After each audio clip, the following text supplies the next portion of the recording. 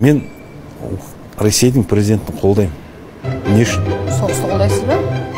Осы спецоперацияны қолдаймын. Спецоперация деп ойлайсыз ба? Иә, спецоперация деп ойлаймын.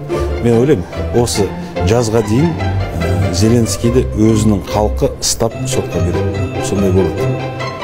Соғысты қолдаймын дегеніңіз кәдімгідей сезініп айтып тұрсыз ба? Украинада қазір мысалы күнара бір қалаға шабуыл жасап жатыр ғой. Ресей әскері, Ресей техникалары. Кәдімгі бейбіт адамдар тұрғын үйлерге бомбалар түсіп жатыр. Бейбіт адамдар қырылып қалып жатыр. Сіз айтасыз, соғыс. Енді соғыстан не избежать? Ең бірінші... Бүкіл әлем мысалы Путинді айыптап жатыр ғой, Украинаға бас. Бүкіл әлем емес. Мен жаңа айттым ғой сізге. Халықаралық ұйымдардың бәрі. Бүкіл әлем емес.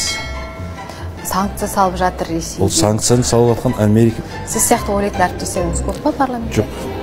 Бір 2-3 адам бар шығар. Соғысты қолдайды.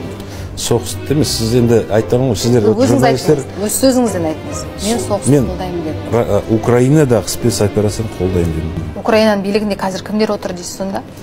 Нацисттер отыр. Тура Ресей билігінің репликасымен сәйкес келеді деген сіздің айтқаныңыз. Может, сәйкес келетін шығар. Орыстар жақта соғысып жүрген балаларды жақсы білемін. Украин жақта соғысып жүрген балаларды жақсы білемін. Көп адамдарды білемін. Уже енді Украина ашетінде Россия 600 метрде любой ракетамен атса кер Москваға барады.